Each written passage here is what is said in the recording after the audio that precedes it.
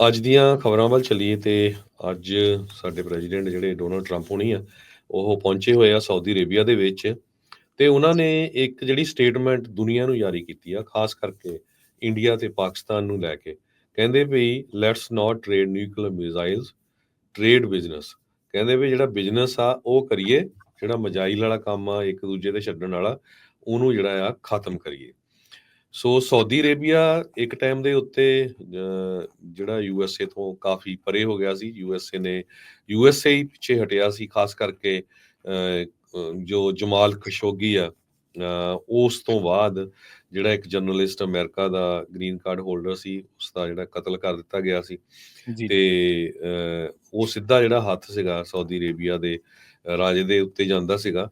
ਪਰ ਅੱਜ president Donald Trump ਉਹਨਾਂ ਨੇ ਸਾਊਦੀ ਅਰੇਬੀਆ ਦੇ ਵਿੱਚ ਪਹੁੰਚ ਕੇ ਇਹ ਉੱਥੇ ਕਹਿ ਦਿੱਤਾ ਆ ਵੀ ਜਿਹੜਾ ਸਾਊਦੀ ਅਰੇਬੀਆ ਆ ਉਹਨਾਂ ਦੇ ਨਾਲ ਅਸੀਂ ਪੂਰਾ ਜਿਹੜਾ ਬਿਜ਼ਨਸ ਆ ਕਰਨ ਜਾ ਰਹੇ ਹਾਂ। 600 ਬਿਲੀਅਨ ਡਾਲਰ ਦੇ ਕਰੀਬ, 142 ਬਿਲੀਅਨ ਡਾਲਰ ਦੇ ਕਰੀਬ ਡਿਫੈਂਸ ਦਾ ਸਮਾਨ ਉਹਨਾਂ ਨੇ ਖਰੀਦਣਾ ਹੈਗਾ। ਤੇ ਨਾਲ ਦੀ ਨਾਲ ਉਹਨਾਂ ਨੇ ਸੀਰੀਆ ਦੇ ਸੰਬੰਧ ਦੇ ਵਿੱਚ ਵੀ ਇਹ ਕਹਿਤਾ ਵੀ ਜਿਹੜੇ ਸੀਰੀਆ ਦੇ ਉੱਤੇ ਜਿੰਨੀਆਂ ਵੀ ਸੈਂਕਸ਼ਨਸ ਲਾਈਆਂ ਆ ਉਹ ਸਾਰੀਆਂ ਅਸੀਂ ਛੱਡਣ ਜਾ ਰਹੇ ਹੈਗੇ ਆ, ਸਾਰੀਆਂ ਜਿਹੜੀਆਂ ਚੱਕਣ ਜਾ ਰਹੇ ਆ।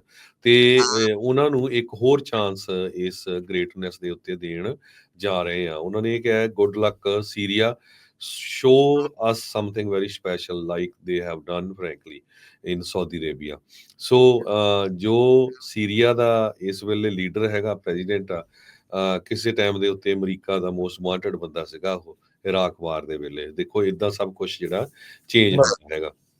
ਸੋ 2018 ਚ ਜਮਾਲ ਖਸ਼ੋਗੀ ਦੀ ਡੈਥ ਹੋਈ ਸੀ। ਉਸ ਤੋਂ ਬਾਅਦ ਜਿਹੜੇ ਰਿਲੇਸ਼ਨ ਵਾਲੇ ਗੁੱਡ ਨਹੀਂ ਸੀਗੇ। ਹੁਣ ਬਣਦੇ ਬਣਦੇ ਰਿਲੇਸ਼ਨ ਇੱਥੇ ਤੱਕ ਪਹੁੰਚ ਗਏ, billions of dollar the business ਹੋਊਗਾ। ਤੇ ਅਲਟੀਮੇਟਲੀ ਟਰੰਪ ਨਹੀਂ ਕਹਿੰਦੇ ਆ ਵੀ $1 ਟ੍ਰਿਲੀਅਨ ਤੱਕ ਜਿਹੜਾ ਬਿਜ਼ਨਸ ਆ ਸਾਊਦੀ ਅਰੇਬੀਆ ਦਾ ਪਹੁੰਚ ਜਾਊਗਾ। 600 ਬਿਲੀਅਨ ਡਾਲਰ ਉਹ ਇਨਵੈਸਟ ਕਰਨ ਜਾ ਰਹੇ ਆ। ਸੋ ਟਰੰਪ ਉਹਨਾਂ ਦੇ ਨਾਲ ਸਾਰੇ ਜਿਹੜੇ ਆ ਬਿਜ਼ਨਸਮੈਨ, ਗੂਗਲ, ਵੱਖ-ਵੱਖ ਕੰਪਨੀਆਂ ਦੇ ਜਿਹੜੇ ਹੈਗੇ ਆ ਉੱਥੇ ਪਹੁੰਚੇ ਹੋਏ ਸੀ। ਇਲੋਨ ਮਸਕ ਵੀ ਪਹੁੰਚੇ ਹੋਏ ਹੈਗੇ ਆ। ਸੋ ਇਹ ਜਿਹੜੀਆਂ ਕੰਪਨੀਆਂ ਉੱਥੇ ਬਿਜ਼ਨਸ ਵੀ ਕਰਨਗੀਆਂ। ਸਾਬਕਾ ਵਾਈਟ ਹਾਊਸ ਦੇ ਐਡਵਾਈਜ਼ਰ ਕਸ਼ਨਰ, ਉਹਨਾਂ ਨੇ ਕਹਿੰਦੇ ਵੀ ਕਾਫੀ ਜਿਹੜੀ ਡੀਲ ਆ ਇਹ ਬਣਾਉਣ ਦੇ ਵਿੱਚ ਜਿਹੜੀ ਹੈਲਪ ਕੀਤੀ ਆ।